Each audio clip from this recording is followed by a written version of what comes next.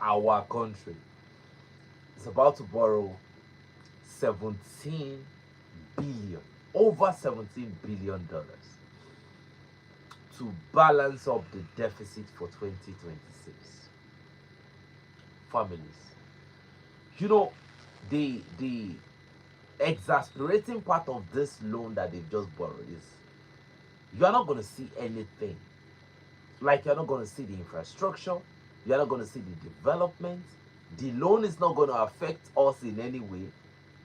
You see, that is why when I heard about the AES states creating that investment bank, they've been talking about it. Okay, they don't want to borrow loan. Nigeria continues to borrow loan from every direction they face.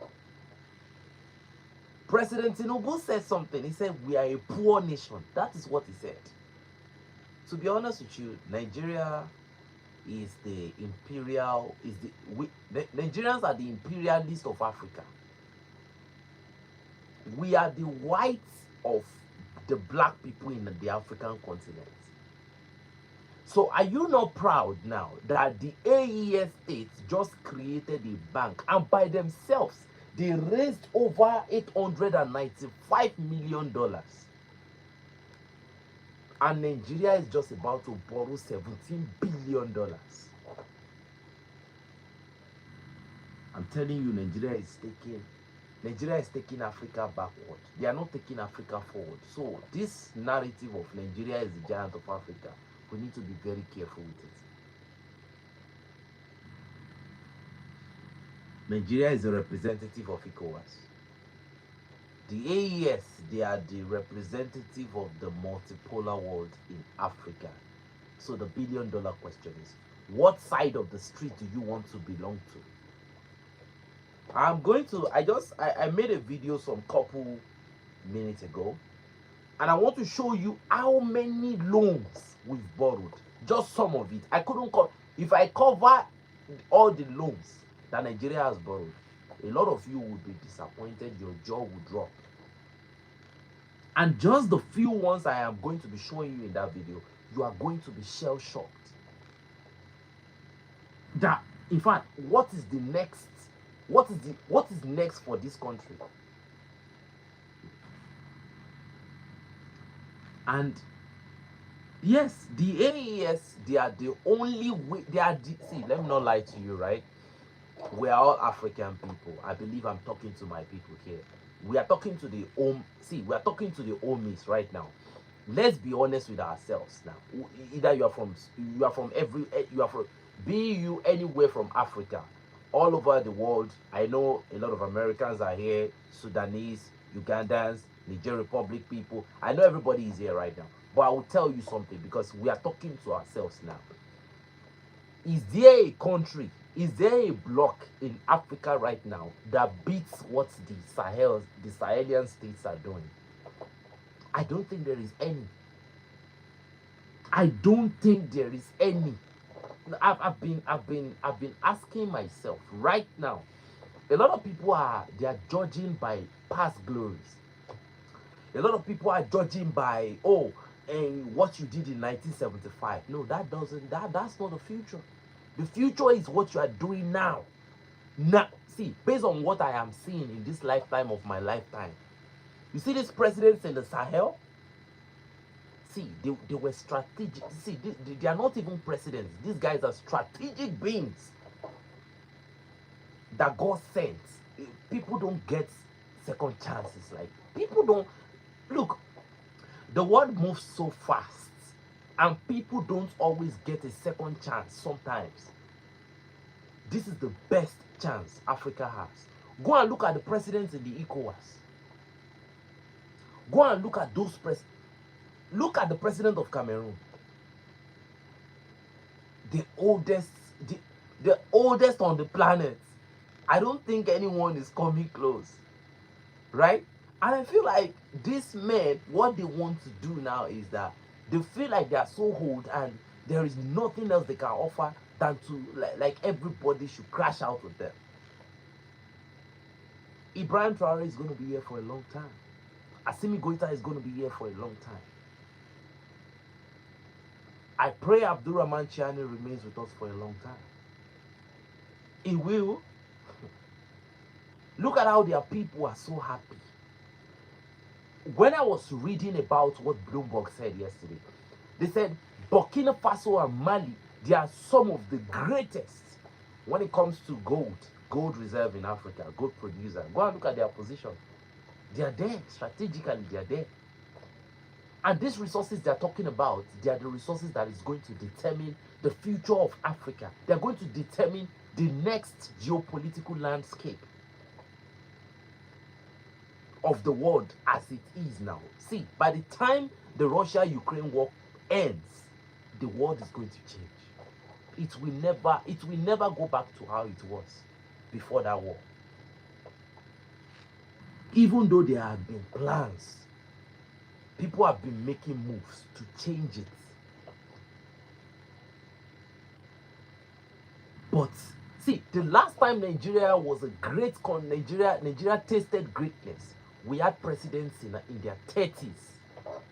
The last time Nigeria tasted greatness, we had our presidents back then. It was even in the military regime. You can ask anybody.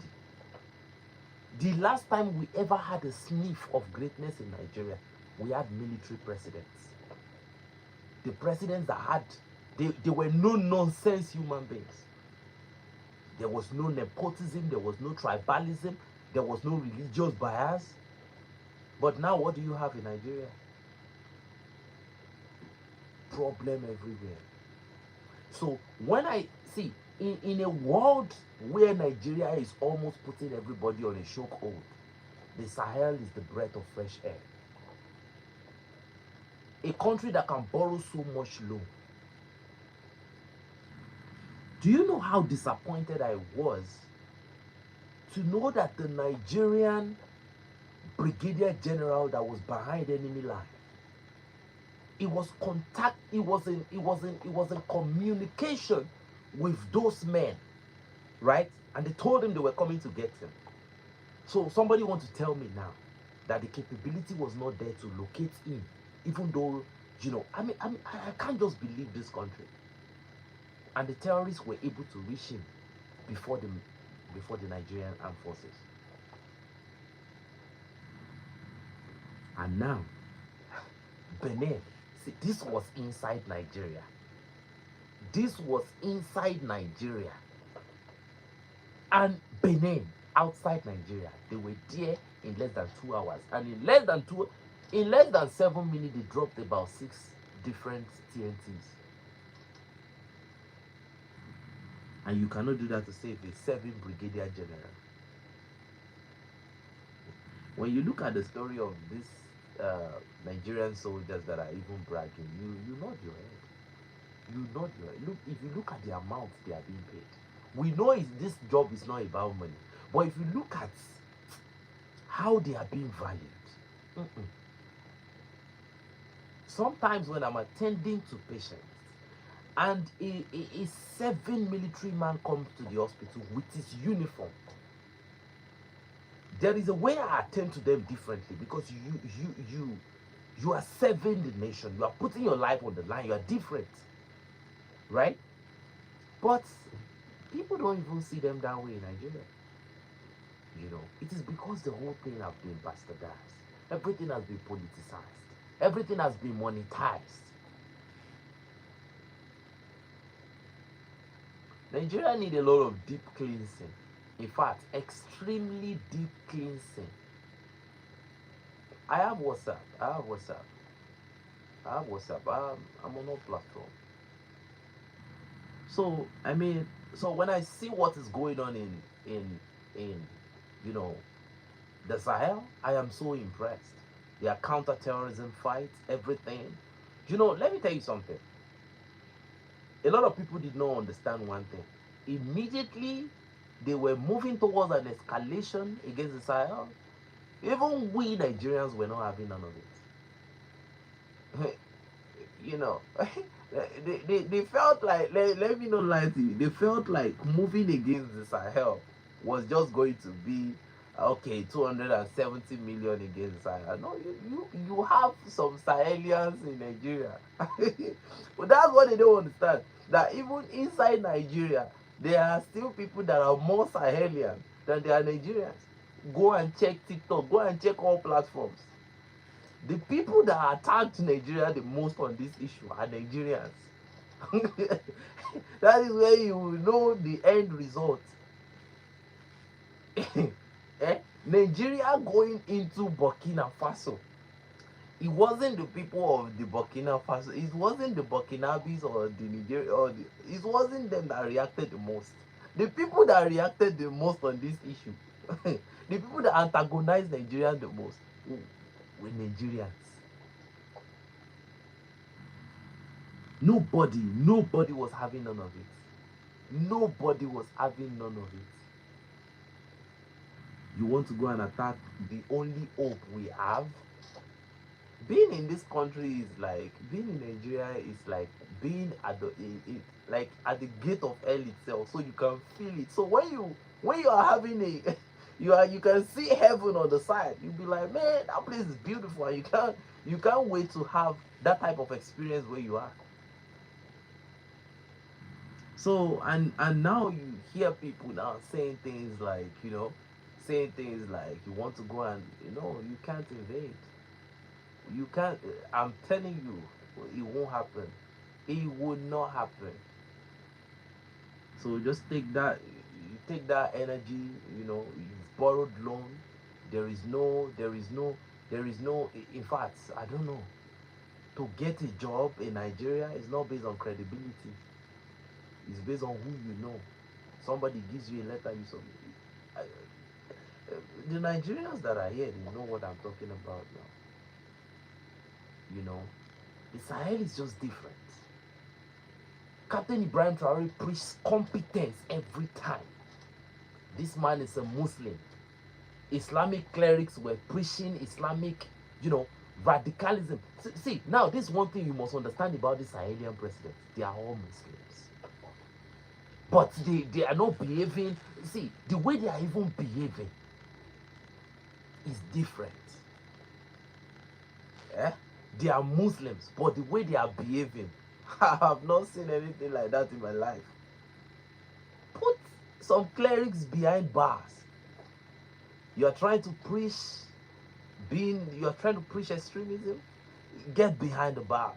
So everybody knows that in the Sahel, you have to be human before you are religious. They don't follow, anything colonial. Look, you remember that the Saudis were trying to build over 200 mosques.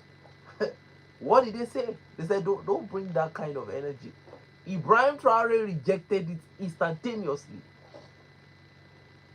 Build infrastructure.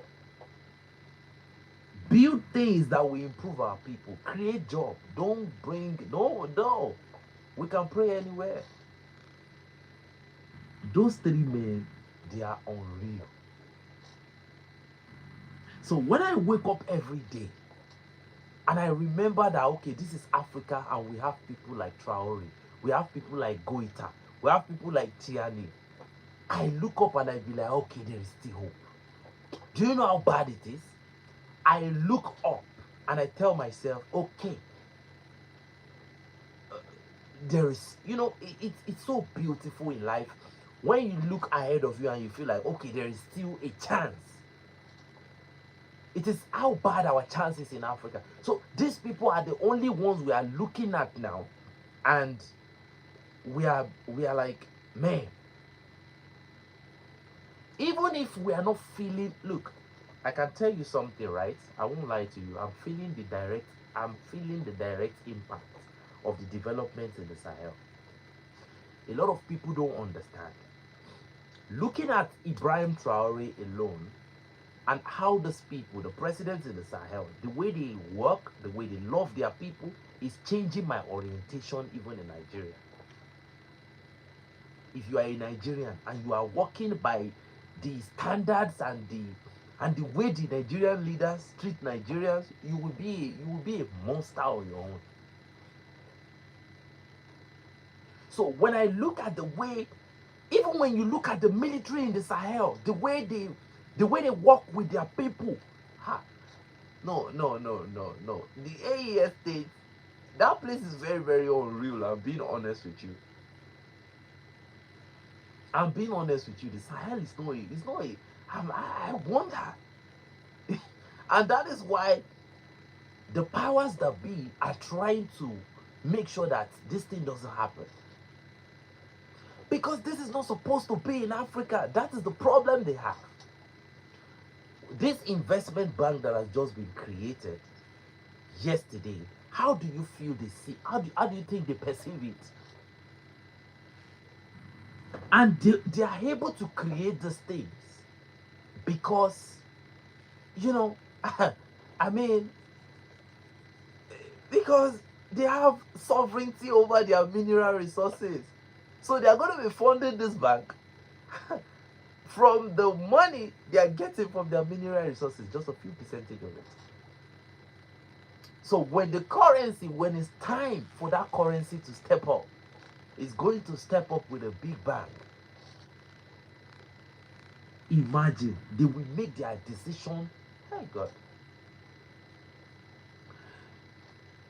The only place Africans can turn to right now to get inspiration is the Sahel. The situation in Nigeria cannot inspire you. I said just before I was about to sleep. I wasn't even planning this life. I was about to sleep. I turned on the next thing I saw was Nigeria is about to borrow over $17 billion.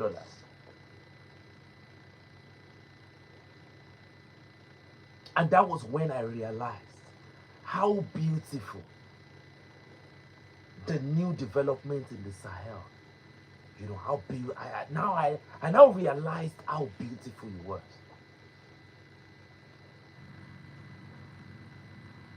I mean, Nigeria has resources, but that resources does not even those resources does not belong to them.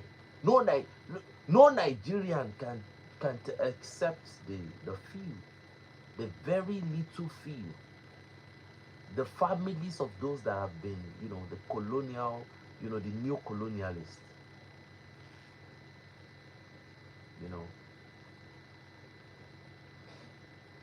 man. And when I look at, when you look at Mali, you look at the level of gold they're discovering, the way they are treating their uranium, the way they are treating, Mali has uranium. That is the funny side of it. Mali has uranium. They have a lot of strategic resources that they've not even paid attention to. I will tell you this, right?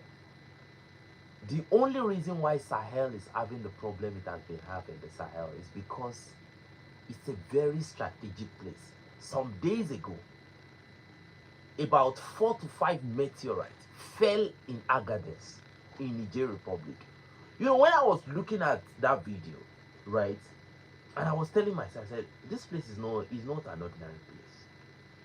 Do you know how much they gained from the last meteor that fell in Agadez in Niger Republic? When you look at the things that happen in those places, you just ask yourself, what is going on?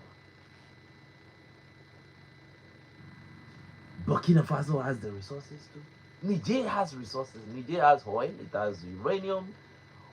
And with the way they are developing, they are waking up the mind of their citizens. I was shocked when I saw Malians that were already, manufacturing drones by themselves. Malian youths are already manufacturing drones and they were controlling it. It might not be big to you, it's big to me. It's big to me because if I search the whole of my community now, nobody is even thinking in that direction. And when they talk, the next thing you will hear is, oh, we are the giant of Africa. Giant of where, for God's sake? The last time we had a confrontation was with Cameroon for Bakassi Peninsula. We were defeated. So when people talk about this military, narrative that they try to bring from, I am always surprised. Okay? Flo, Flo, help me bring this AWAC with transponders. This AWAC with transponders there.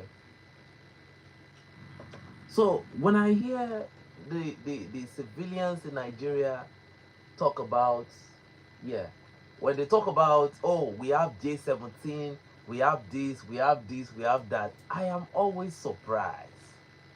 Let me tell you this, right? They think it's by the number of aircraft they have.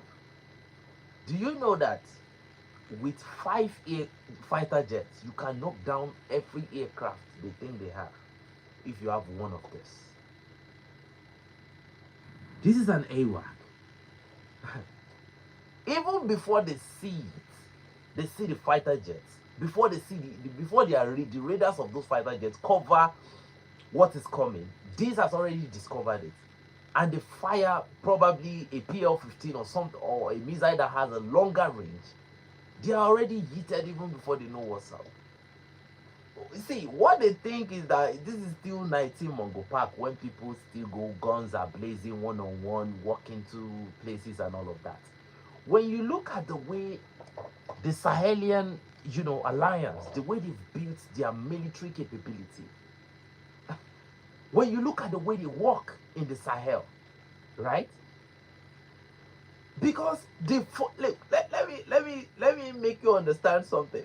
The people that are funding the terrorism in the Sahel, they are working hand in hand with the modern development and the evolution in warfare. You can see that we saw FPV drone in the Sahel. We saw fiber optic drone in the Sahel. We saw kamikaze. There is no type of capability that have been deployed in Ukraine that we've not seen in the Sahel. But what did we notice? The Sahelian alliance, they got their time with it. They improvised, they adapted, and they overcame.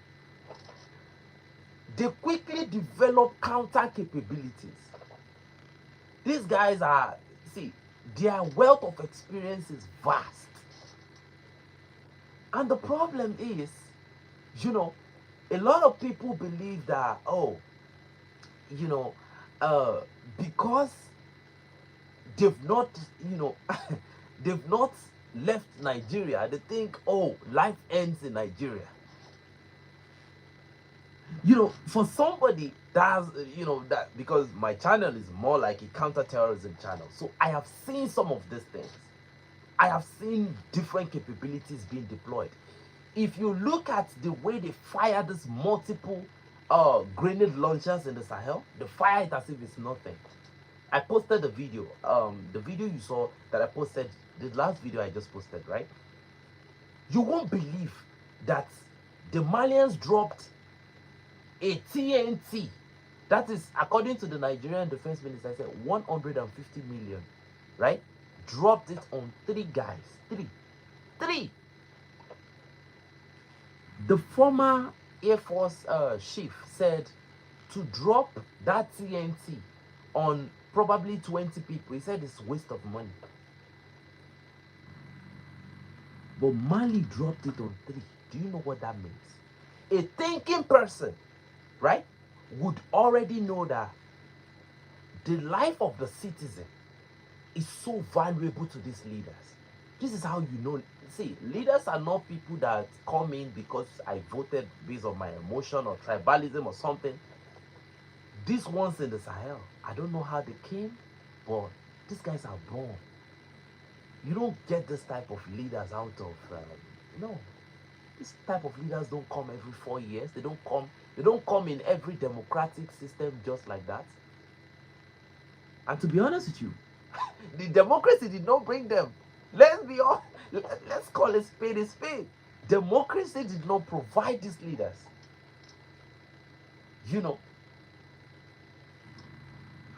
Revolution provided them. Unfortunately, democracy will not give you what. Democracy have yeeted everybody in Africa. And when they went for the campaign, In Benin, what did they say they went? They said they went to protect democracy. Let me just tell you what that language means to me now. It feels like you went to protect fraud. It means like you went to protect it, to protect corruption and crime.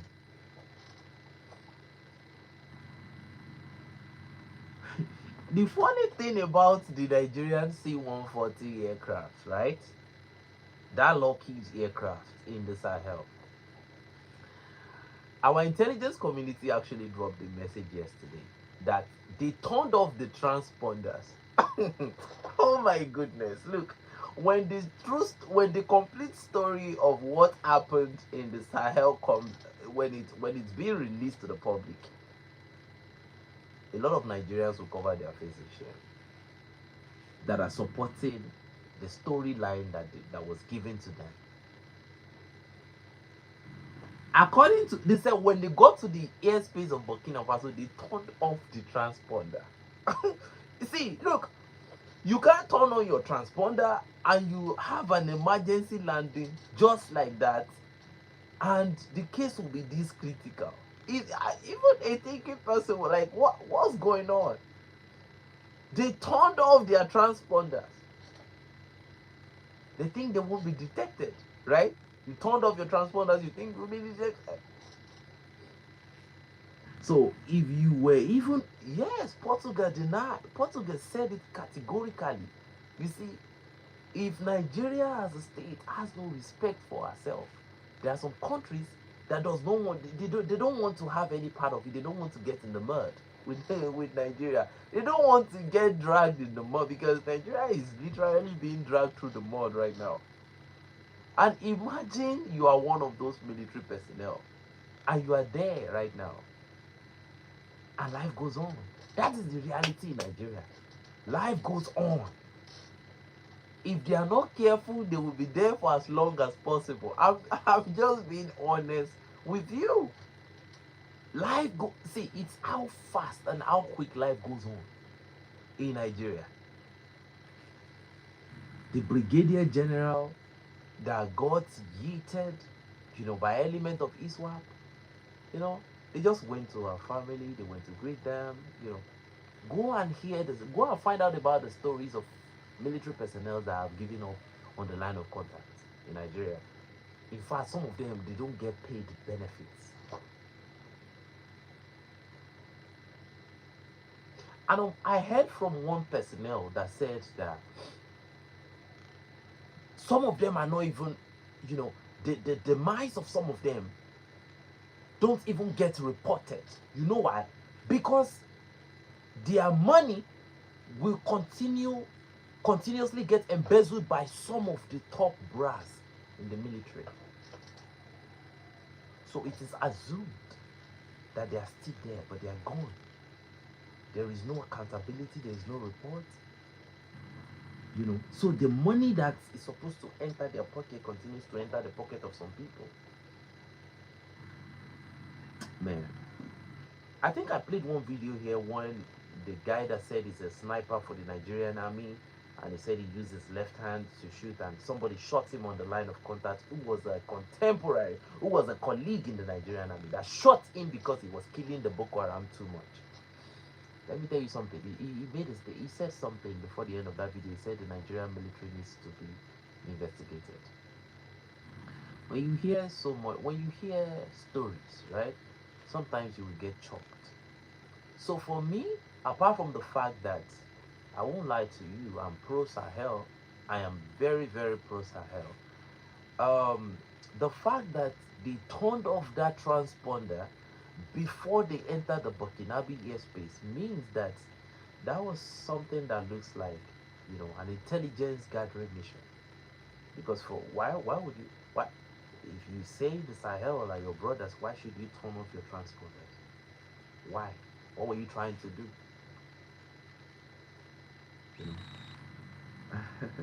What were you trying to do by turning off your transponders? Like I said, if you are an honorable person and you want to get through to somewhere, you shouldn't be turning off your transponder. Man, I am so happy there was no escalation. I'm so happy. You know, it was a failed surveillance operation. That was why I call it the Bay of the Raccoons. You know, Bay of the Raccoon. And unfortunately, it's looking more like those military officers will spend their Christmas behind bars. You know what I mean? You know, that's just the reality, ladies and gentlemen. That's the reality. You know, imagine the only person that is controlling Nigeria right now is Emmanuel Macron. Unfortunately, that is the truth right now. And I told a lot of people, you know, when the video traveled out of the country and it went to Paris and it was making that video, I said, man, they are selling France to a lot of Nigerians right now. We saw it because we are not dumb in the Android community. We are smart thinking people. We saw it, we called it out. But a lot of Nigerians are lost in frivolities. Oh, the video went, oh, Emmanuel Macron, oh. And now their details, right? The strategic details of Nigerians, you know, is going to be given to the French to monitor the finance. So now they are going to be having a comprehensive data of Nigerians.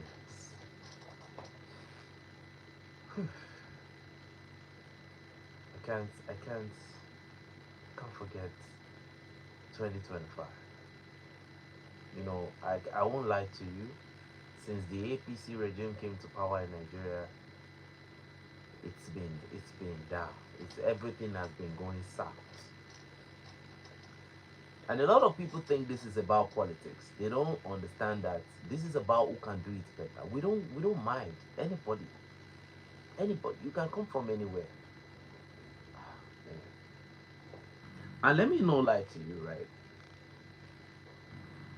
Even the Senate of Nigeria would not sanction a confrontation with any state that has enough capability to to launch a counter offensive. They won't do it. They won't do it. Do you know that when Israel and Iran, when they were going against each other, do you know what Nigerians were doing online? They were trying to, any statement that was being made by the Nigerian president, the Nigerians were trying to change it and just try to get, look, Nigerians are becoming suicidal. Look, it is the level of frustration. A lot of people cannot imagine what is going on. Why do you think Nigerians were saying that the United States should come guns a blazing? A lot of people thought Nigerians were just unpatriotic and all of that, right? They were puppets and all that. No, it is how bad the situation is. That's why you had them say the US should come, bomb everything. A lot of people said the US wanted to come and take their resources. You saw them tell the US, like, what resources are you talking about? It is the level of plundering that is going on. And you know the funny thing about Nigeria is that Nigeria is the white, like I've said earlier, and I'll continue to say it. Nigeria is the white people of Africa, and that is not an appeal. That is not me, praising them. The white people don't like the black people. Nigerians are the biggest problem. I'm telling you. I'm telling you. I love Nigerians, but no. When you look at what interests them, do you know that they were not aware? When your government is borrowing money and you cannot see anything, there is nothing to show for it, right? And they're about to borrow another $17 billion. Is this not even enough to create confusion and protest?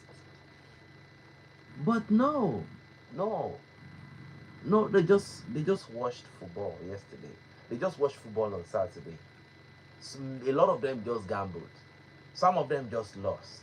They're trying to recover and go another. Look, the tools of the imperialists worked perfect on Nigeria. So that is why the Nigerians that are still hoping for a better tomorrow, they are clinging on to the hope in the Sahel. Everybody's looking up north to the Sahel and hoping, that miracle, will happen. You know, that's where we are looking at right now. So when we see good things happening in this, I'm not the only one that is supporting the Sahel, unfortunately. If I go out and I show you the number of people in Nigeria that are aware of what is going on in the Sahel, I'm not talking about the educated Nigerians, I'm even talking about the illiterates.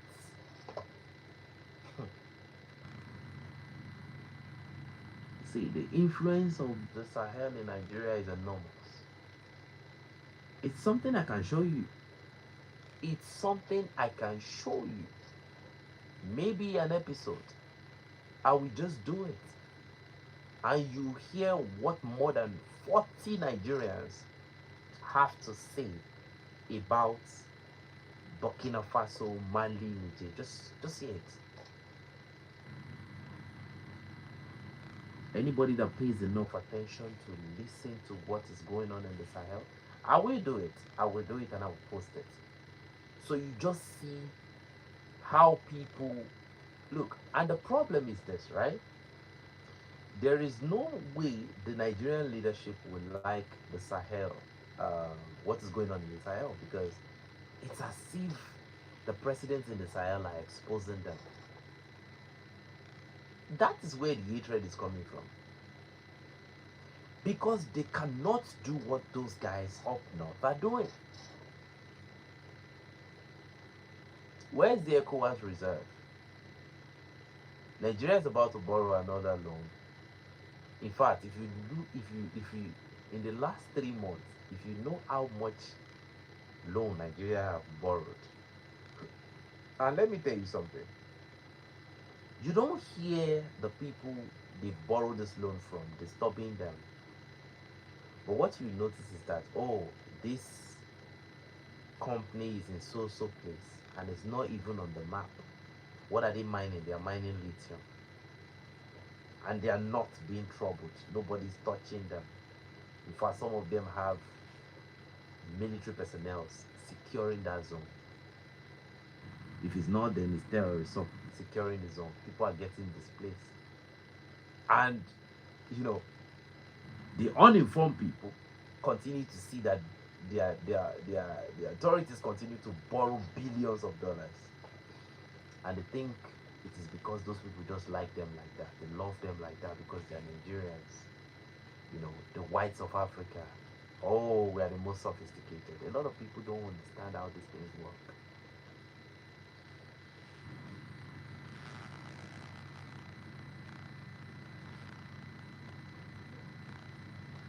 So, I mean, look, I will not deceive you.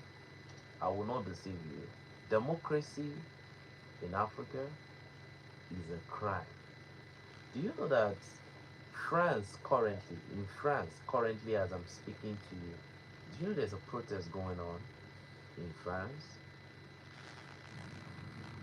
They told uh, Emmanuel Macron that they're not ready to sacrifice themselves, that he should stop the whole thing is planning. We'll drop it on our Telegram channel. The people on our Telegram channel must have seen it. There's a protest. Is it not democracy that they have in France?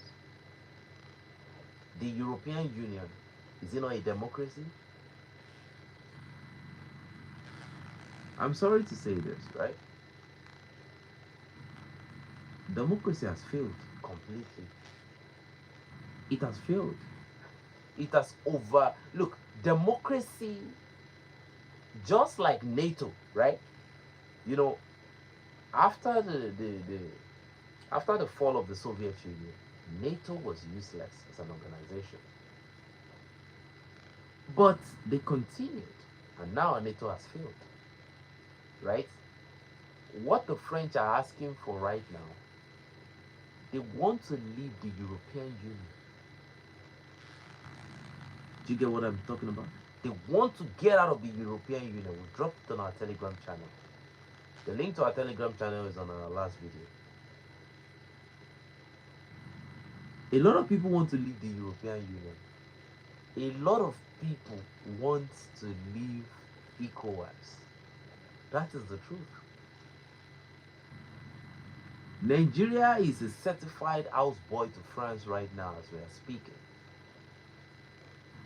But you know, a lot of people cannot really voice out in Nigeria because you will disappear. That is just the fact.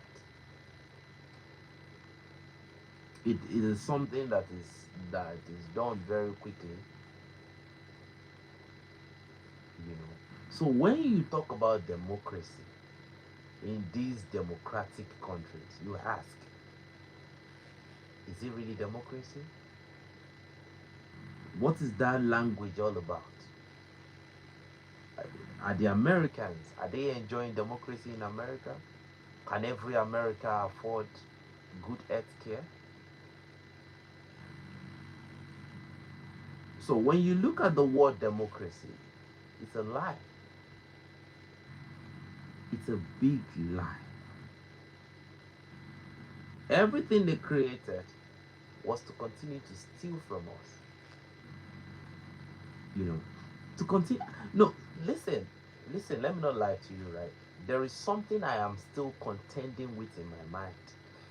That how will somebody now tell me that you gave me a book and that book is going to save me, and you gave that book, you gave it to my ancestors, people you tied in chains, you padlocked some people's mouth, you tied some people, you know, you tied their legs. If you look at is it a winner castle in Ghana where they transport slaves?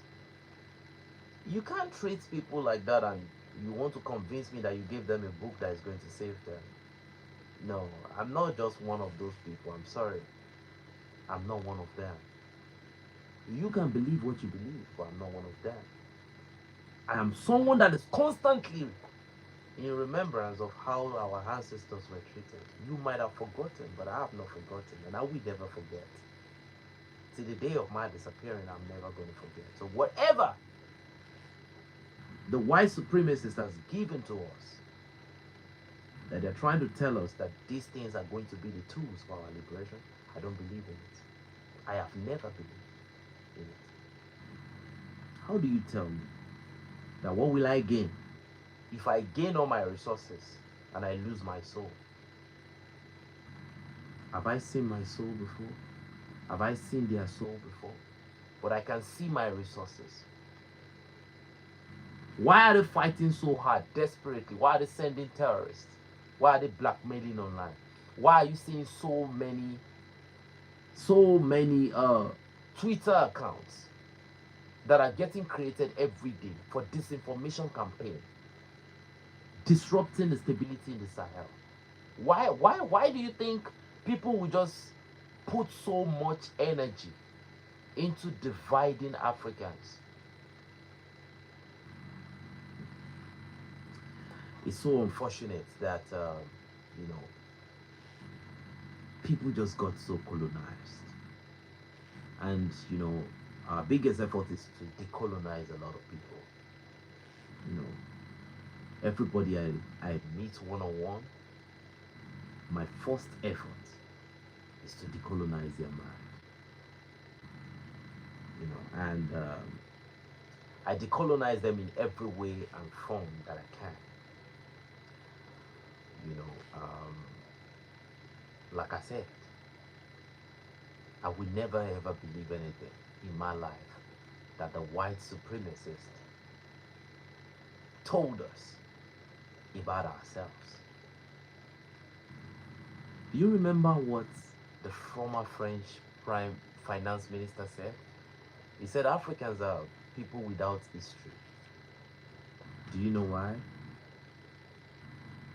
Because everything they told us is what we kind of believed. They told you the story of some people, and some people turned that story into their reality. Well, it is everybody's freedom to choose whatever they want to listen to. So the reason why I do what I do is because I am the most local among my father's children. I am the most local. I mean, let me call it what we call it, local. You know, I didn't travel. I stayed all my life at home. Um, I embrace our culture to the best of my capabilities. So when I look at people that try to project any type of Western idea, it is what it is. You know, we were not educated. Go and look at it. The education they said they gave to us was not education. The only thing they did for us, they gave us religion. They did not give us education. The billion-dollar question is, why are we not able to manufacture our own aircraft? Why? That's a big question you should be asking. But when they wanted to teach us about religion, they converted it to our language. You have transliterations and everything. But education was in their own language. And again, we produce a lot of graduates in Africa. But if those graduates don't travel out, what can they produce inside this country right now? What can they produce? Nothing. So we need to wake up from this blindfold, and we need to continue to face our reality. You know, they wanted to make us completely, they wanted to turn us into buffoons, but it's just because, we we are different. Africans are different. Africans are creative. Go and find out about Africans all over. Like surgeries, the fastest computer by Philip Emeagwari, different discoveries. There's this thing that goes around that when Africans get, when you show them a certain thing, they do it to the point that they overdo it. It's not like they overdo it. They have that ability to multiply and just, you give them one, they can bring out the two, three, four, five, and six. That's Africans for you. So the fear is, if you give these people the capability to be independent, they see us as dangerous.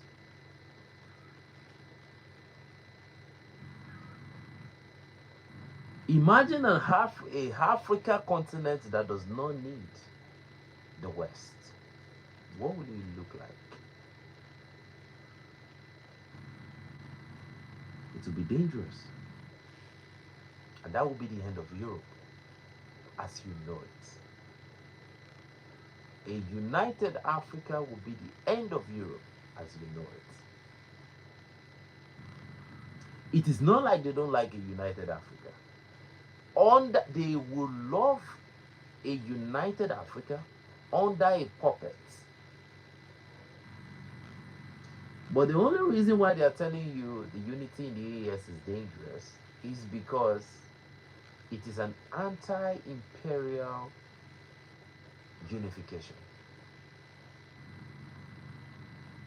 And I look at all those bloggers, all these news outlets, right? They continue to talk about junta. And I've seen how many times they've talked about this junta, and I was like, okay, now it seems like we've gotten to that point where we need to embrace this word junta. It wasn't my word, it's not my language. I don't know the meaning of a junta, but they gave it their own meaning. So if you call Captain Ibrahim Traore a junta, you call Assimi Goita a junta, you call Abdurrahman Chiani a junta, and these are the icons to us, then we are all juntas. Right?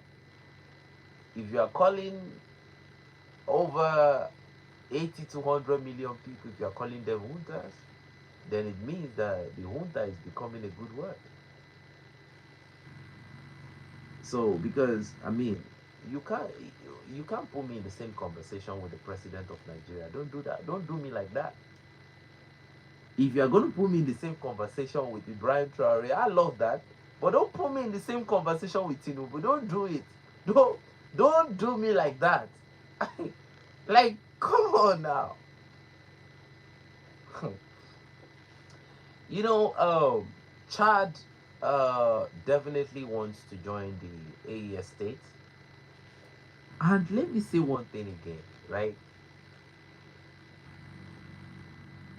When the United States said, see, a lot of people don't know that. A lot of people don't like Nigeria like that. A lot of people don't even like ECOWAS like that. Do you remember that when Donald Trump said they were coming for a bombing mission in Nigeria? Do you remember what Shad said? Nothing from Nigeria should cross into their territory. Do you remember? It's like Nigeria does not understand. They don't really understand how they don't know how people really see them. If they do, then they would have been different with the way they do things. Shad said nothing from Nigeria should cross their border. Right now, I wouldn't want.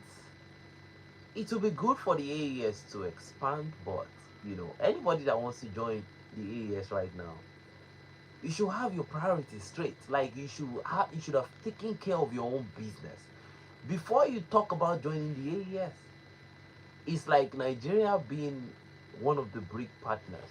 When I saw the Nigeria representative in the BRIC summit, I was like, man, they are here to borrow. They are here to borrow money. I'm telling you, that's the truth.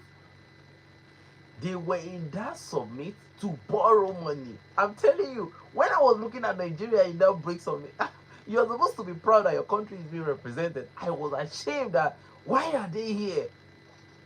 Because I know the smallest opportunity you give them to borrow money, they are going to borrow money. It's so unfortunate, but it's true. Once they see that, oh, there's money, they want to borrow. You will see everything in my next video. They are borrowing unapologetically and shamelessly. The president said we are a poor nation. That was what he said. Tinubu said we are a poor. You have to look at his face when he said it. Oh God. So there is no way we won't love what is going on in the Sahel. And the Sahelian leaders are young. Very, very young. Look at the way they walk. Compare the way Paul Biya walk to the way any of those Sahel presidents walk.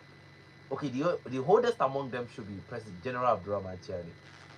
Have you seen him walk? These are leaders. Imagine that these guys were not young. Imagine they were not military men with a military mind. Do you think any civilian can take the pressure they are taking? Do you think any civilian can take the pressure those guys are taking from the West? Asemi Goida said something, right? He talked about a number of times the West have tried to bribe him to leave the AES. Just leave the alliance.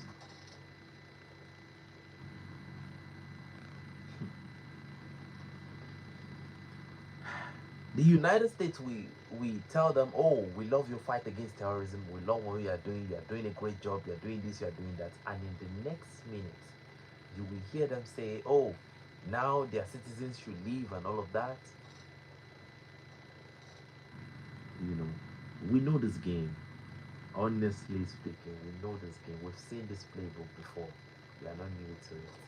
So, that's why we continue to do what we do. And we are so happy, are so happy because this African community is big, but yet it's very, very small. Do you know why? Because we know ourselves. The funny thing about the ANDRADE community is I know everybody in the Android community here. Is how much I take my time to check on the comment section, to look at everybody. When I see names, I know the ones that are in the Android community. So it's how small our community is because we know ourselves.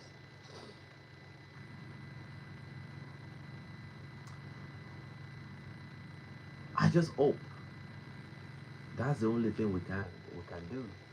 So now that we are fighting, now that we are struggling, now that we are putting all our effort in place for the liberation and the peace and tranquility in the Sahel, I hope the people down south, they know that this is not this fight is not just for the Sahel. Some days ago, I posted a video about Mozambique. You saw what is.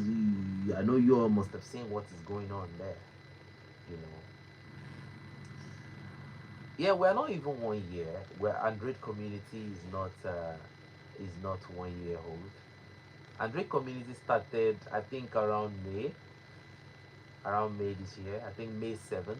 So we are not even 1 year old in the Android community. Android community started recently. We started recently, but I think a lot of people are surprised at how quick we went to the top.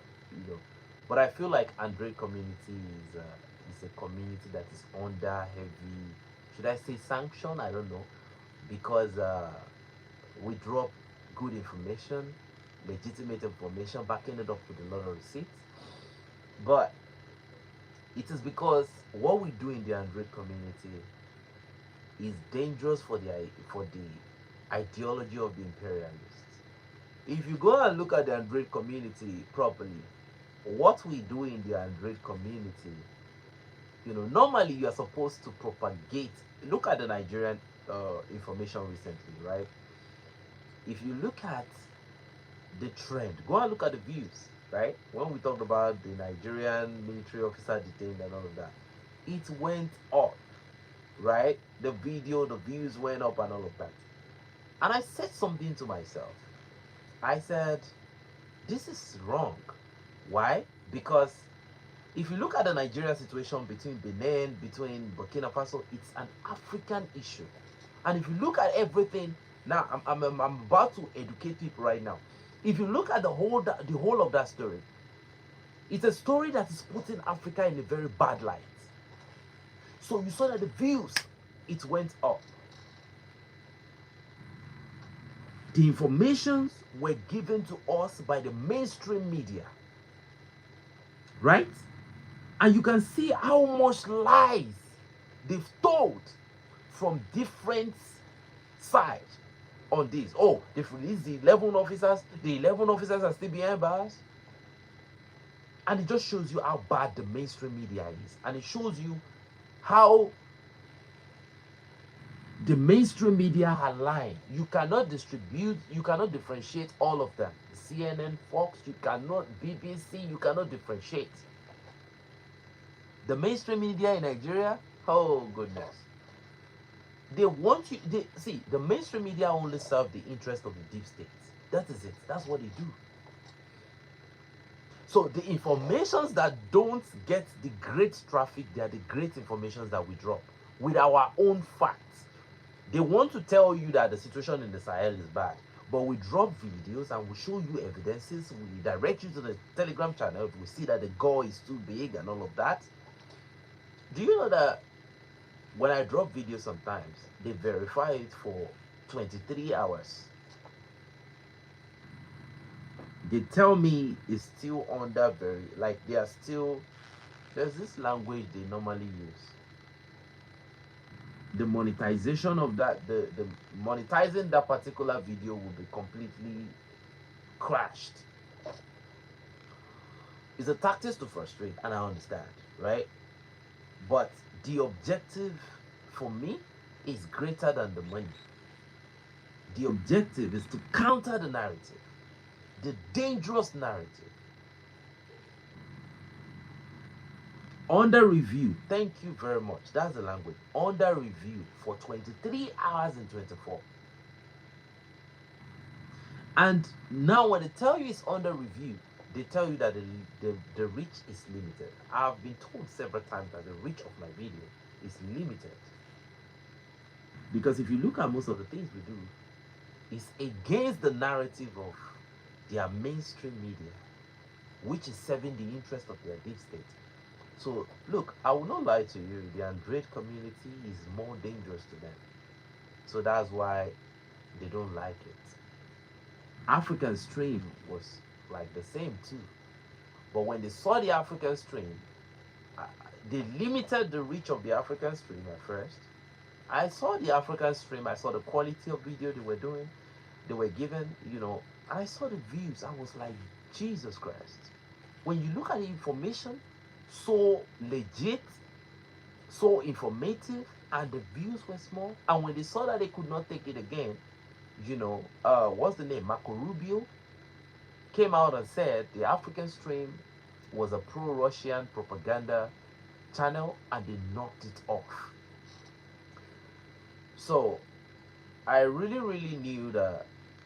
I knew very early on, when they told me to talk about something else. I told the day ones back then. I said they said that the Android community, I said we started getting messages that we should talk about the Russia Ukraine, we should talk about this, we should talk about that, that we should talk about other things apart from the Sahel, right? And we did a lot of test run to see what their intentions were, and we discovered that they wanted me to align.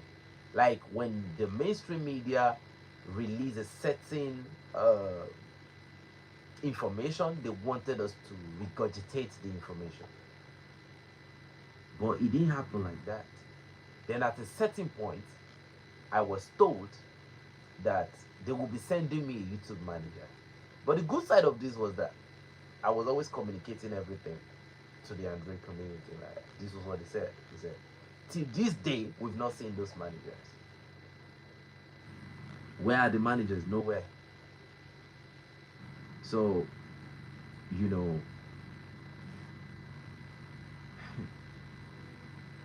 so when I looked at the Nigerian story, oh, the views went up, the money went up, and all of those things. I was like, somebody said, stay on this. I said, this is not, we are not doing this for views. We are not doing it for, we are not, the objective is not for views. It's not for, no. We are doing this because we have something, we have a very, very important mission, and it's existential. Even if the view is not up, we don't care. We'll go back to where we were, and that's the objective. A lot of subscribers came in when we dropped the Nigerian information. Let me not lie to you.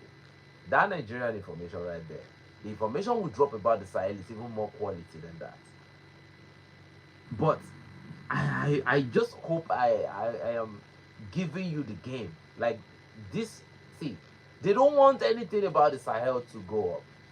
If you hit any search engine and you press anything about the president of the Sahel, the algorithm naturally, like the programming of that search engine, will naturally just tell you that the juntas, right? It is how hard they are working to make sure they demonize everything about the Sahel. And it is because, there was a time it would bring precedent for you. It would bring precedent. Then there was a time there was a complete change in programming. And I felt like, okay. So because of this thing that you're doing, we will stand on business. We are not going to leave this alone. Thank you very much. Even on Google, right? Even on YouTube, they will not want to use the word president. They want to use the word junta. So now that I do know that they won't look, and that's the thing about me. Don't try to cut corners, because that is when I want to stay on business, right? That is when I'm going to get more interested. They got me interested in this. Probably, maybe, yeah. They got me interested in this fight. I was told by a lot of people, have you been to the Sahel before? What's your business? I was like, yeah, this is my business right now. Because why, if it's not important, why would somebody try to bribe me? Why would somebody do that, right? Why would somebody tell me that I can talk about the Russia-Ukraine war and we get more traffic? You see, the problem is they feel like this is about money. That is the problem we have these days. Everybody, oh, is for money, you know. I was talking to my partner recently and I told her, I said, look, this must never ever be about money. The day the inspiration, the day the motivation lean towards money, then Android community is done. For me, it's over. It must never be about money. It is the sense of responsibility that I have to inform the people, to let the people, know what is going on. That is what keeps me every time. That is what keeps me going. You know. And that is why that's how a lot of other people should be. But when I look at what motivates a lot of other people, I just laugh. And that is why I will continue to come back. So the Nigerians that thought that actually feel like or felt like I was going after Nigeria, I'm a Nigerian, but we need to tell the truth when the truth is, when it's important for us to tell the truth. I was never interested in talking about anything relating to Nigeria, but Nigeria came into the picture by sending a plane on a mission that was not clear to the Sahel. That was how Nigeria came into this radar. This channel is not a pro-Nigerian or an anti-Nigerian channel. No, we don't have anything to do with Nigeria here. But if you're doing something great in Nigeria, we're gonna talk about it, because this channel is a channel that talks about anything great going on in Africa, because that is our interest. But we don't really have any business like that to do in Nigeria. Our business is with the Sahel. That is where the greatest heat is. So, and that is where we should be. There's a lot of heat in Nigeria, but it seems like Nigerians feel like they have control. So it's not a business if you have control. If you don't want to be serious about yourself, it's okay. But we are with the people that are serious about this. Because definitely I can guarantee you that the people in the Sahel are not playing about their liberation. They are not playing about their destiny. They are not playing about their children.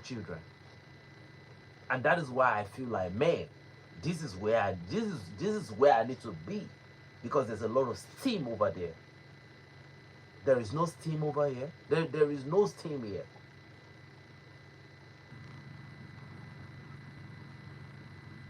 So, I mean,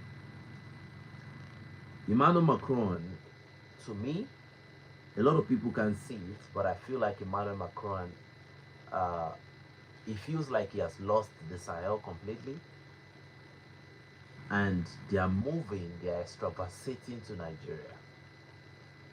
The moment, you see, if you look at everything clearly,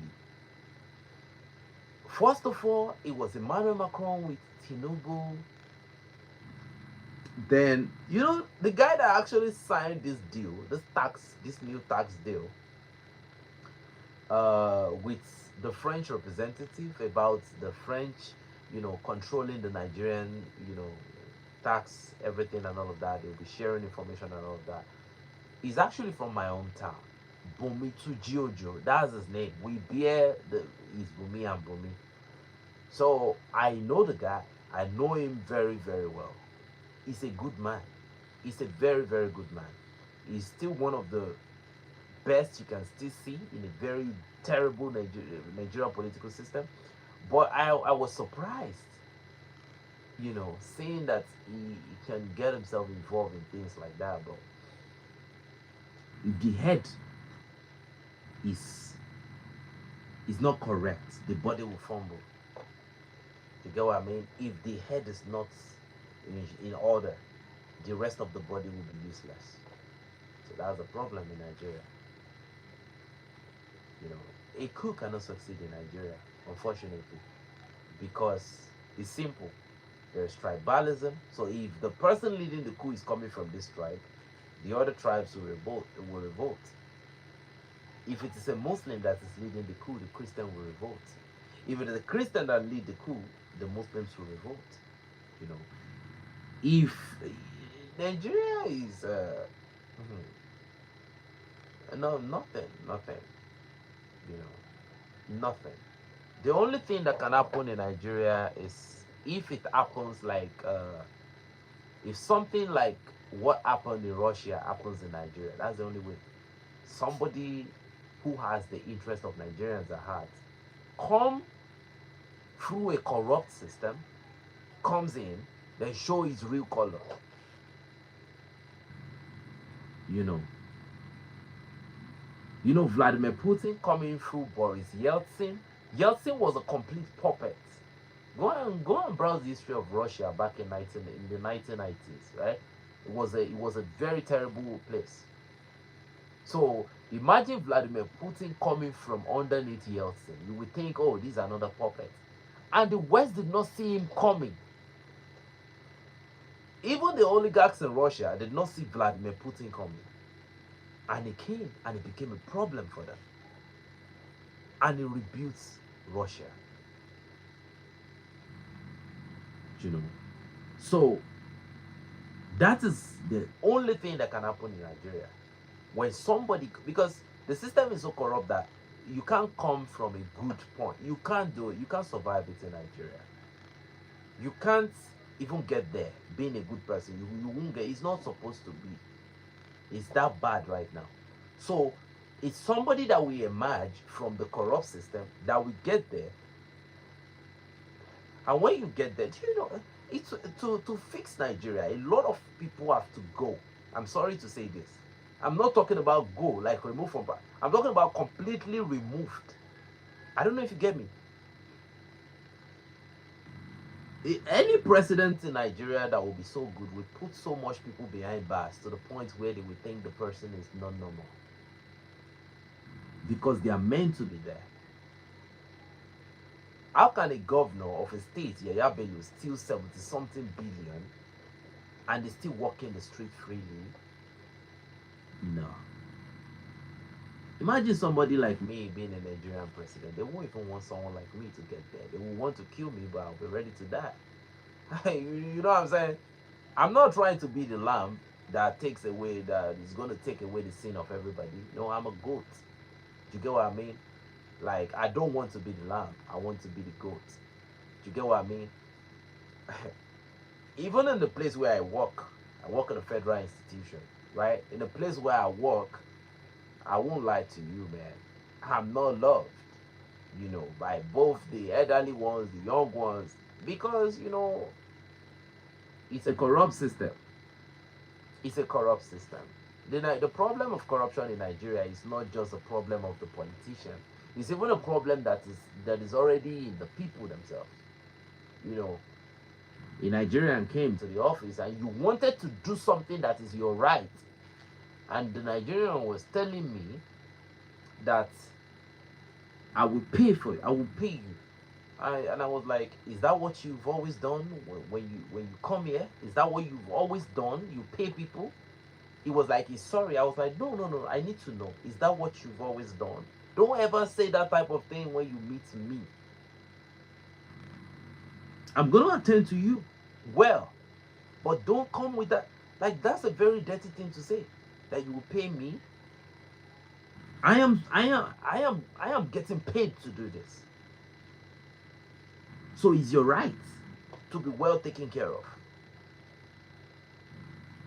I don't know. Like, the system is so bad. And I'm not liked by I'm not liked by, you know, some of my colleagues that likes to collect bribe and all of that. Because once I'm there, you can't collect the bribe anymore. You won't do it. You won't do it while I'm there. You won't do it. So I'm not even liked. So, I mean, so to change Nigeria, it's hard at the beginning, but it will be easy later on.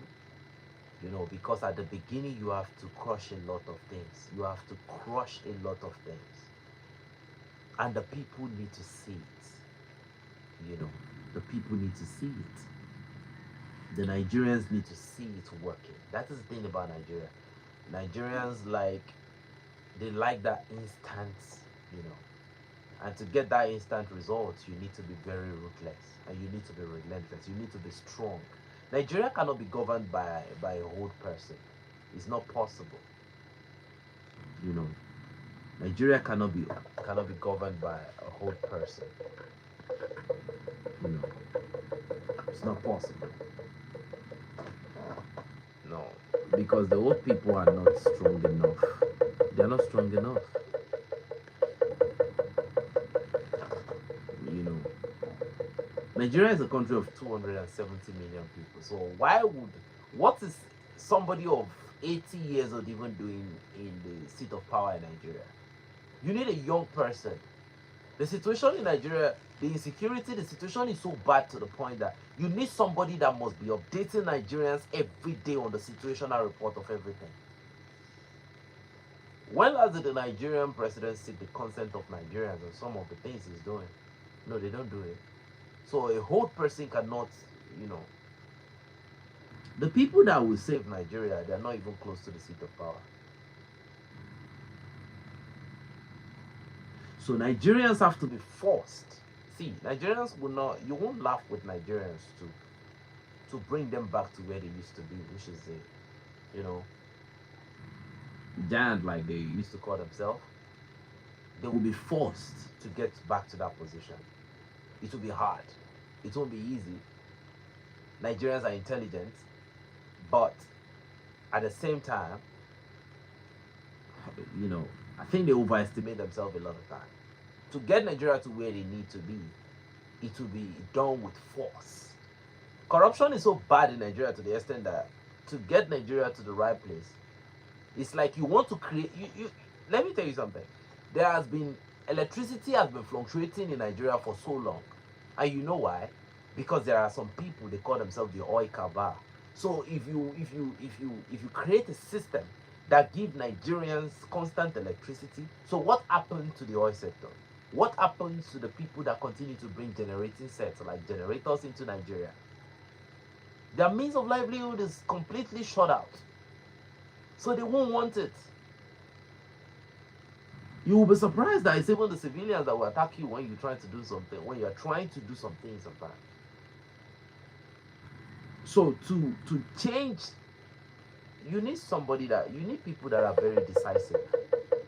You know, you need people that are very decisive, that would not hesitate to take decisive action. You know, and Nigerians know that, oh, this man is not gonna be messing around. He's not messing around. They know he's not messing around, and they know he's young and strong enough. And you are updating Nigerians, and you are conscious enough to know that even the soldiers that are going to the front line, they are still Nigerians, and they need to be given the best of capability so that they can come back alive. And that's the bad thing. Because even though soldiers are not given enough capability, they've complained about their rifles several times, nothing is being done. So Nigeria is a good country, it's a lovely country, but they are not close. That is why you see people like us, right? We are not ready, right? We are not really interested in anything that is really relating to Nigeria, because I think they can handle the business on their own. Either through corruption, whatever. Nigeria is surviving, surviving. If the president of Nigeria can say that Nigeria is a poor country, you have to understand how bad the situation is. That statement in itself is dangerous. And again, they've borrowed again. They've bought $17 billion. over 17 billion point something.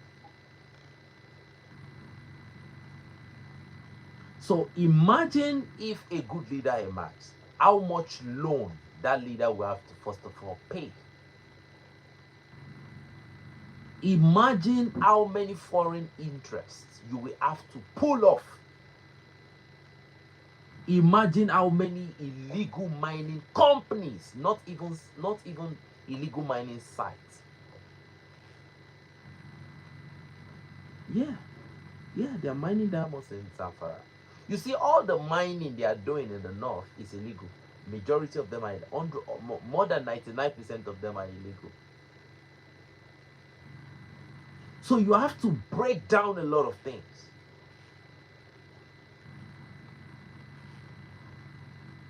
And you have to make sure you stomp down on religious extremism.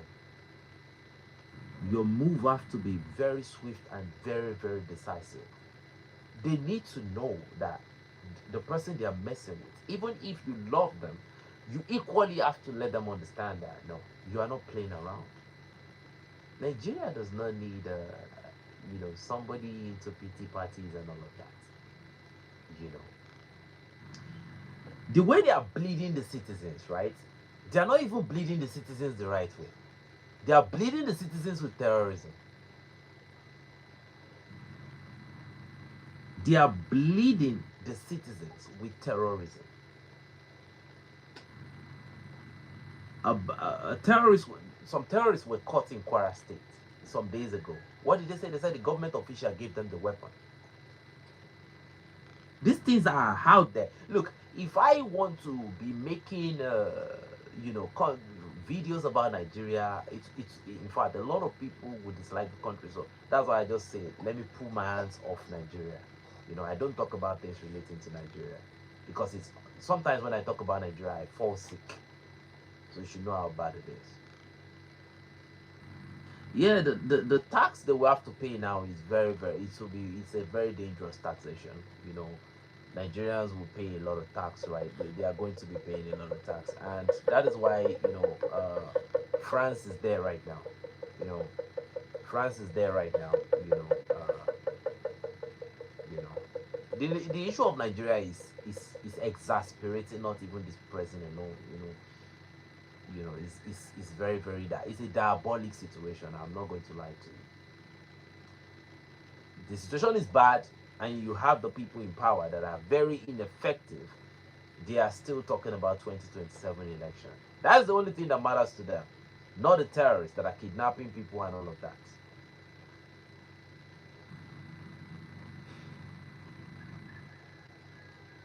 Yeah, you're right. Yeah, you're right. You know, talking about Nigeria and talking about the truth relating to Nigeria will make you disappear. That's the truth.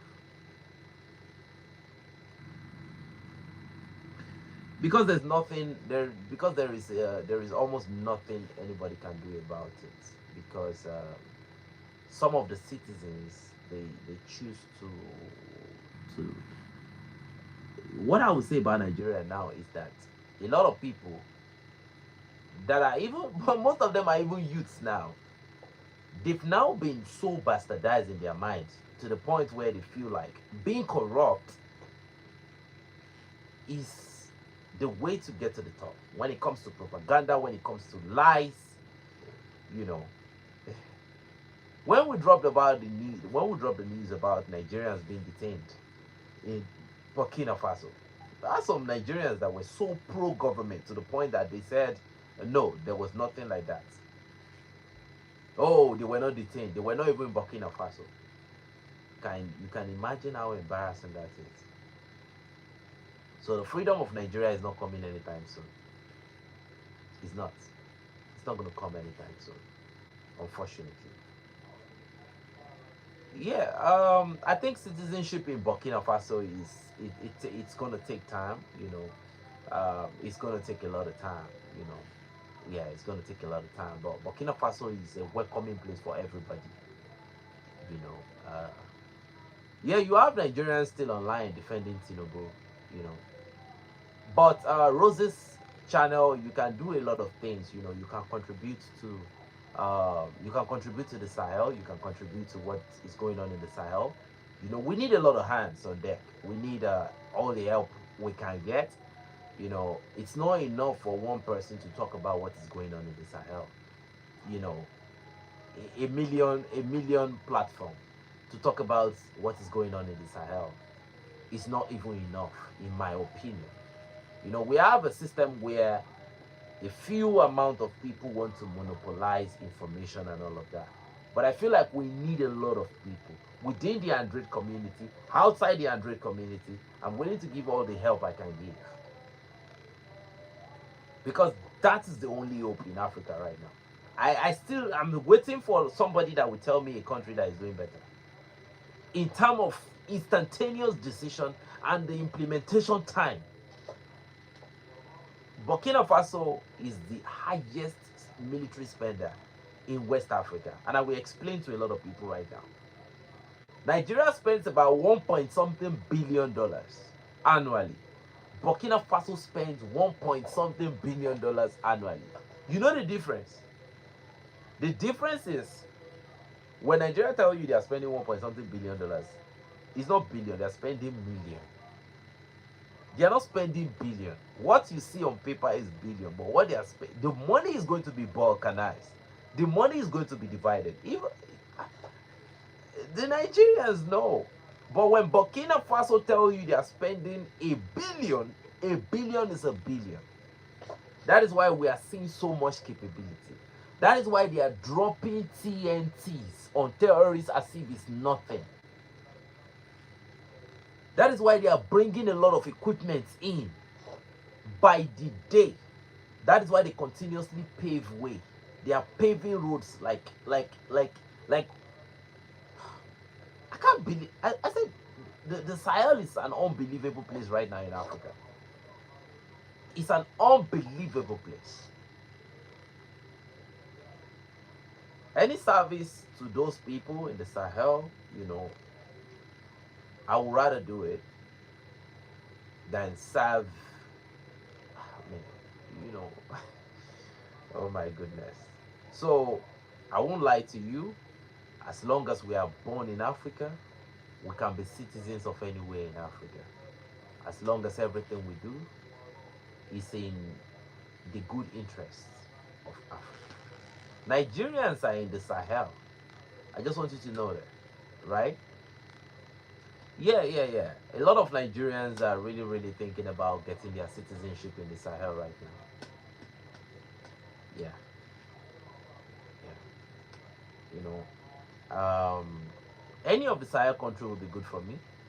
Niger Republic, you know, I don't mind. I don't mind the Mali. But I think the Malian language will be a little bit difficult for me. I think Burkina Faso is fair because we have African community, we have Nigerian community in Burkina Faso. I don't know if we have in Mali, but I think Niger too will be okay. You know, but yeah, Niger is okay.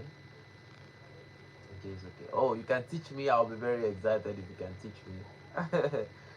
You know, a lot of Africans want to. A lot of people don't know why Africans are fighting for the Sahel because that's the last hope for everybody.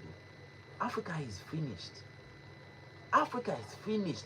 You don't understand. I saw a video online where I saw a lot of white people. They were singing the national anthem of Nigeria and they were so excited doing it.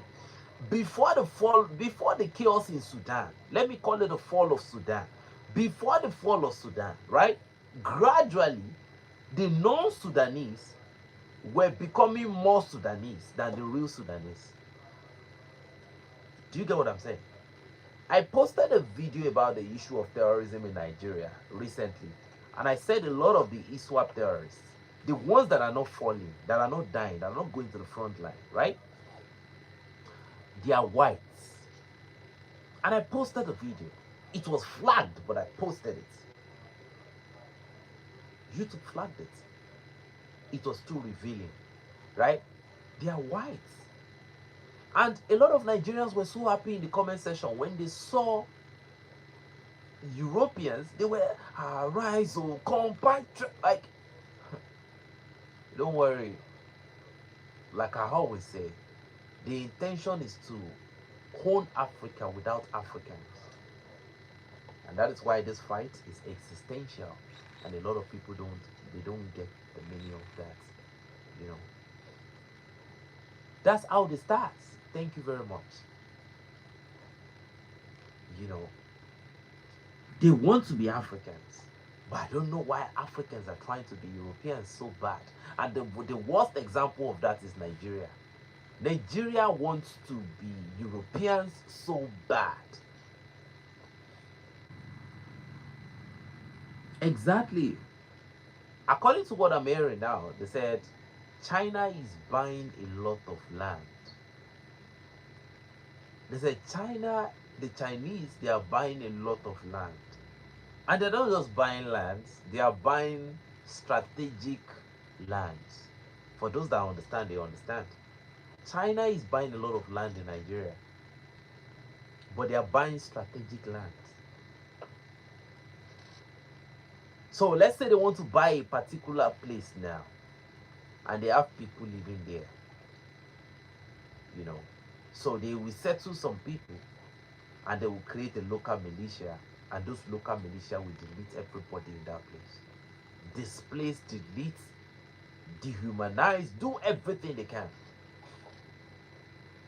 So a lot of people still continue to look at this thing. Oh, is Boko Haram? Is no, no, no. It's deeper than that. Even China is not a saint. Anybody that looks at China as if China is a saint, look, the way Ibrahim Traore is operating, you know, with the Chinese, they know they can't mess with him. It's transactional. Oh, we want to buy this. That is it. They are not messing around. They are not messing about with themselves. The presidents are not messing with their people. You know, imagine when I think a Burkinabe was having an issue in Ivory Coast. The response time of the Burkinabe authorities was so swift. It is how important their citizens are to them. But the Nigerian airmen are still in Burkina Faso right now. And they don't even care, right? Do you hear what they said? They said the Burkinabe authorities are expecting the Nigerian authorities to officially. So, there is a possibility they must have been negotiating with them, but that negotiation is not official. Burkina Faso is saying, don't come through the back door. Let everybody see. Let everybody see you coming. Don't come through the back door. Let the world know you are coming officially. Write something. Make it official. Because if they make it verbal or whatever, Nigeria can come back after releasing those people and continue to lie about what happened. So Burkina Faso is really ready to expose some elements right here.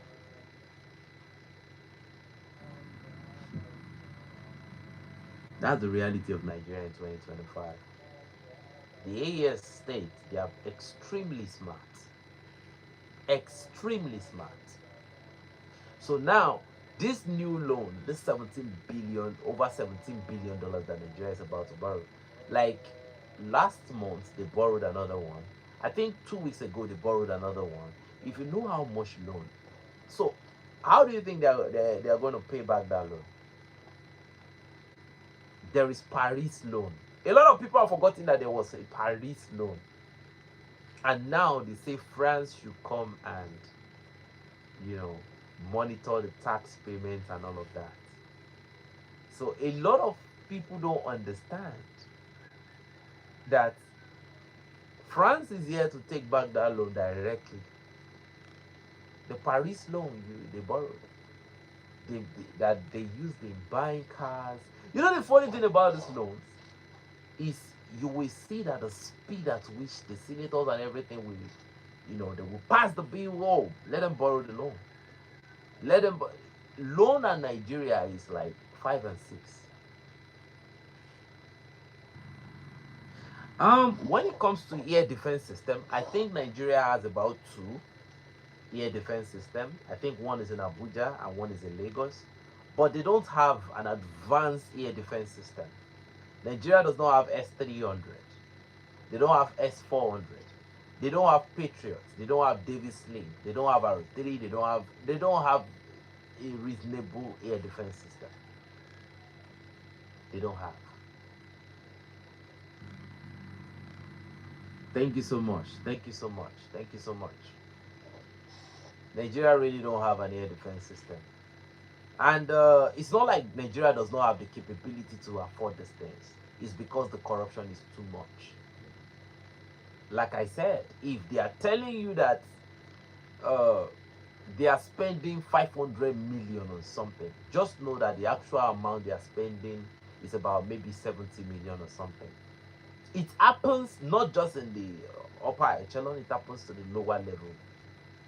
When you want to buy a certain equipment, some people will have their own money and all of that. And when they see that the equipment itself is so expensive, they will tell you they rather not buy it. Not because they don't have the money, but it's already expensive. So by the time they start adding their own gain to it, oh man, it's a dark system, honestly. See, if the Nigerian system is honest for a year, the world will be in shock. If the Nigerian system is honest for a year, a good Nigeria for a year, we're not talking about a great Nigeria, a good Nigeria for a year will shock the world. But to have that good Nigeria is almost impossible. It's almost impossible. So, and the problem now is, yeah, the defense minister said Nigerian missiles cannot kill the Boko Haram in the forest. He said because the forest of the Nigerian forest is too thick for the missile to penetrate.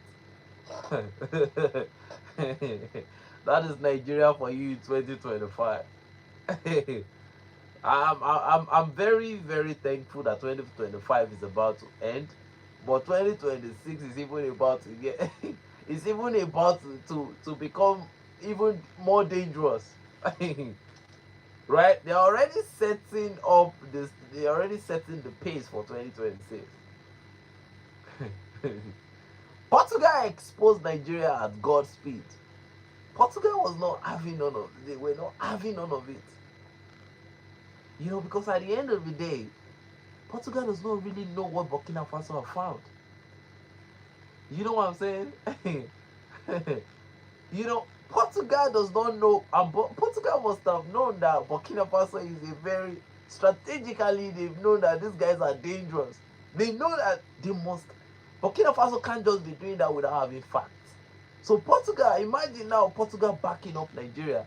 At the end of the day, you know, everybody gets exposed.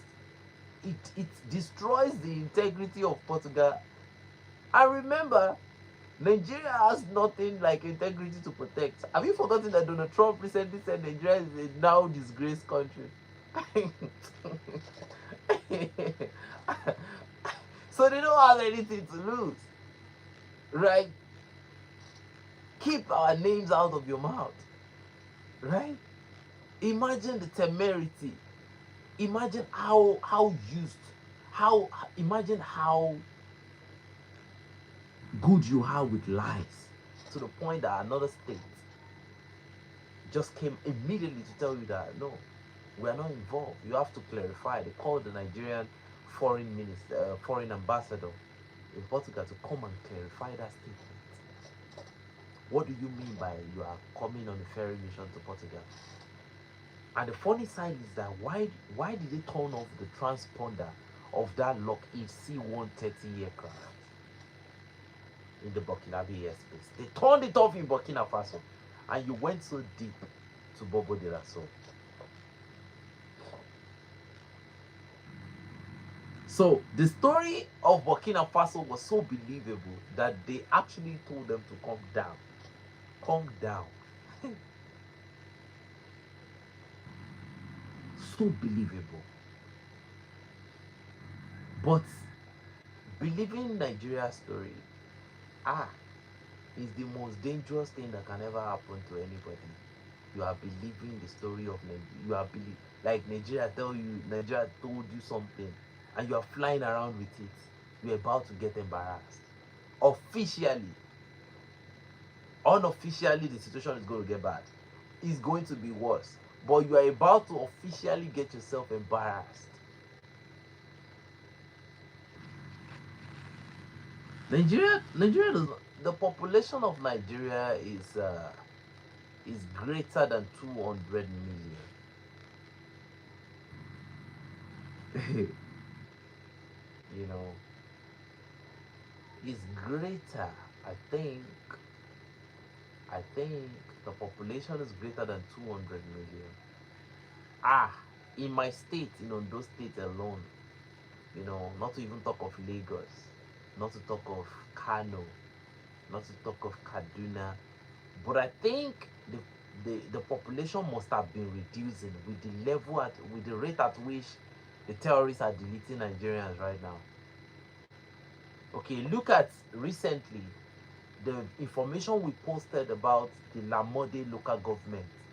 When women were protesting, children and women were protesting, and those military personnel opened fire on them. Bill Gates has been complaining about the population of Nigeria. And when you look at the things that are happening, to me, somewhere in my head, something is telling me that these people they are following the playbook, that population must be reduced. In what world should a military personnel open fire on women? And when you hear the sound of that shot, it is even more unbelievable. It is more tragic that they can shoot at women like that.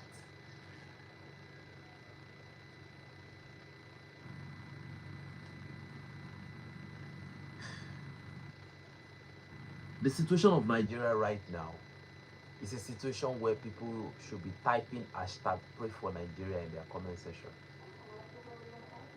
That's the situation. But they will lie and nothing is going on.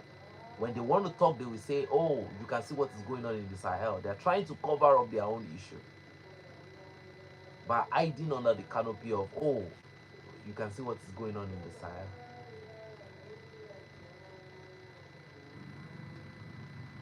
I mean, that's just the reality. So I am really, really thankful to the state of Burkina Faso. I'm thankful to the state of Mali. I'm thankful to the state of Niger for what they have done so far. We're in support of them. Uh, we are really, really grateful for the fact that these people, if I'm not talking about the president alone now. I'm talking about the people in these countries. I'm so thankful. I'm so grateful to you all, because it took the people of Burkina Faso to bring Ibrahim Traore to power. Immediately after the coup, France wanted to launch an invasion. The people of Burkina Faso stood their ground. They stayed outside. They stayed in strategic places. So to take back the government, France would have had to delete the people along.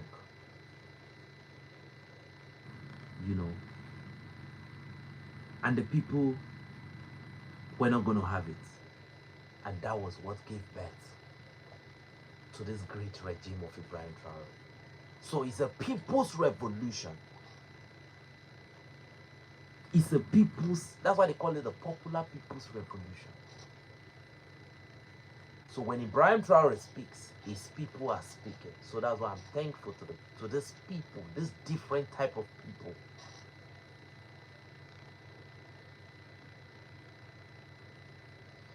So it's different. It's different. They are really, really honorable. I won't lie to you. It doesn't mean everybody is good, but majority of the Burkinabes are good people. The Malian people, they are good people. I mean, good people. I mean, good people. The Nigerian people, oh my goodness. The Nigerian people are amazing. You know, they are amazing. I've not heard any negative, like from the people against their I've not even heard anything. You know, Mali is so rich to the point that definitely, you know, that the people that are trying to break these countries will try to find a way to foment espionage. They will bribe this, bribe that. They are trying to find loopholes. That was what gave birth to the last coup d'etat in Mali that failed at God's speed. You see, Russia in Mali, right?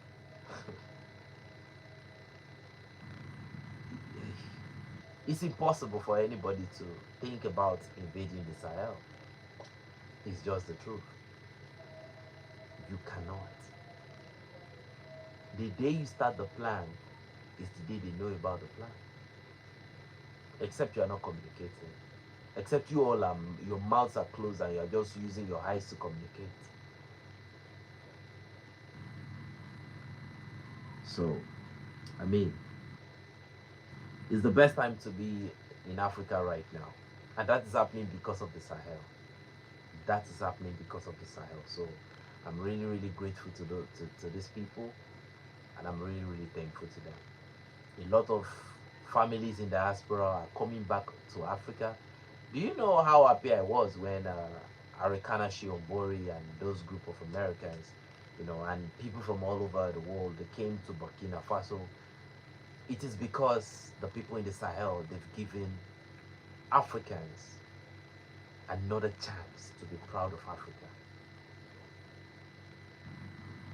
you know. So I am happy with what I do. Contributing to the Sahel every day, you know, it makes me feel blessed. You know, for the fact that I'm supporting their fight is enough for me. Uh, and what we are doing is authorized. You know, Captain Ibrahim Traore has urged everyone to put in work in whatever capacity they can do. So the ANDRADE community, we are doing a lot of that. We are doing a lot of that. So I think the next phase we are going to now is collaborating in the ANDRADE community. True Mamle, another Pan-Africanist, she contacted me today and she said she would like us to have a live stream together, you know, like that. So different communities. Um, I'm a Nigerian. I'm a Nigerian, and I'm speaking from Nigeria. I'm a fearless Nigerian. You know, I believe in what I believe in. I'm not scared of anybody. You know, I'm a Nigerian, a fearless Nigerian. You know, from a fearless community in Nigeria. So that's why I'm not bothered. You don't die twice in this life. But the worst thing is if you die as a coward. Do you know what I mean? Um, yeah. So the Kabylie people have been trying to Kabylie and Ashoclef.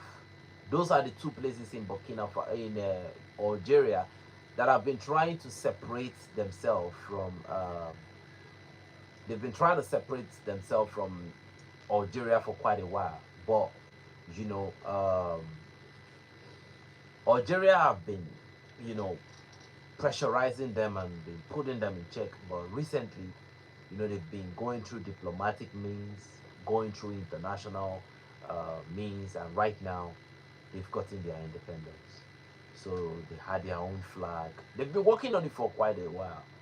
And I've been following that information. I once dropped it, you know, but at that time they've not really gotten their independence.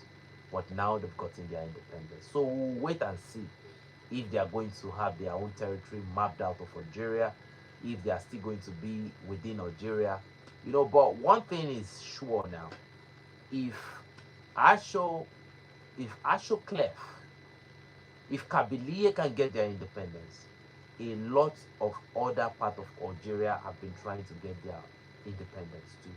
So this might be the beginning of a very, very big end for that big territory that people are looking at, you know. Everybody in Nigeria, every one of them, they believe that they are Arabs, so they call themselves Maghrebs. Uh, you have people in Nigeria that still call themselves Shua Arabs. You see, there's a lot of there's a lot of reorientation and decolonization that needs to happen in Africa.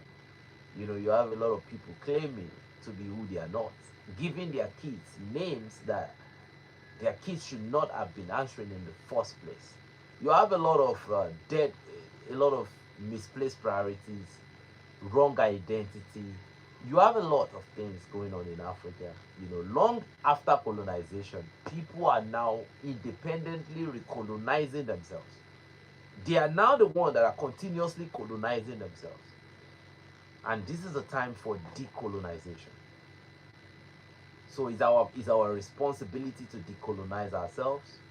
But what I think they actually did a great job in colonizing Africa, because they actually they were successful with implementing a lot of tools that continuously you know um, colonize us, even when the colonialists are no longer here. you know the problem of Nigeria is a problem of oh, thank you so much thank you so much from South Africa. We really, really appreciate you for joining up with us. The problem with Nigeria is that Nigeria has a lot of division, right? And this division is not, to understand this division, it's not so hard. The problem is for the politicians to remain in power, for the corrupt people to remain in power. This source of division is a very, very big advantage for them. So they will continue to do things that will. Do you know that there are people in Nigeria that are paid to cause divide online, to cause divide on media platforms? Do you know that there are people in Nigeria that are paid to continuously attack the Igbo people online? Do you know that there are Igbo people that are paid to go online and say things against other tribes? Do you know that there are Hausa people and there are Fulani people that are paid to cause divide online? It is not because they have ethnic interest. It is because that is the job they've been given strategically, to continuously put the people in a state of chaos so that they don't understand who they truly are. And it is in the midst of this divide that the people that continue to brainwash the people will continuously remain, and they continue to brainwash them. Does the economy of Nigeria currently knows the difference between the different ethnic groups? The bandits that are kidnapping, when they are on the highway kidnapping people, are they aware of the different ethnic group they are kidnapping? Are they aware of your religion? Do they care if you are a Muslim or a Christian? So we should try to understand. So for Nigeria to become a better place, every Nigerian hearing me needs to become a better person. Nigeria will not get yet. To make Nigeria better, they need a leader. That is, if they want it very fast, they need a leader that will come and break all the barriers. And it will be done with a lot of it will be a no-nonsense pattern. It cannot be done with you can't be soft. They have to understand that this person is not messing around. So, but if we are not going to go that route, every Nigerian hearing this, you have to be a better person first. There's a lot of things that needs to be done. In Burkina Faso recently, I've always had this idea, but I saw it in Burkina Faso. Every beggar that is physically not incapacitated, like your hands are still there, your legs are there, you are functional, you are physiologically complete. You are on the street begging. They pick them in Burkina Faso and they take them to sites where they work and they pay them. Do you know that you see people in Nigeria that have hands, they have legs, they have everything, they continue to beg because it's like an orientation. So if you are a Nigerian and you continue to give those type of people money, believing that you are doing them good, no, you are not. You are harming them.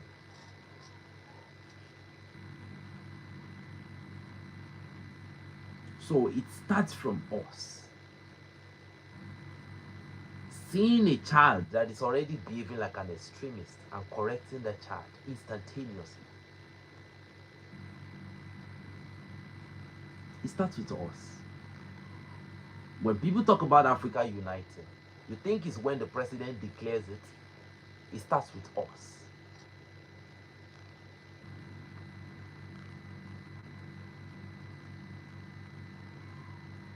I can do TikTok live. I have a TikTok channel. I have 15,000 plus subscribers on TikTok. I used to use a TikTok channel for football analysis very long time ago. I stopped.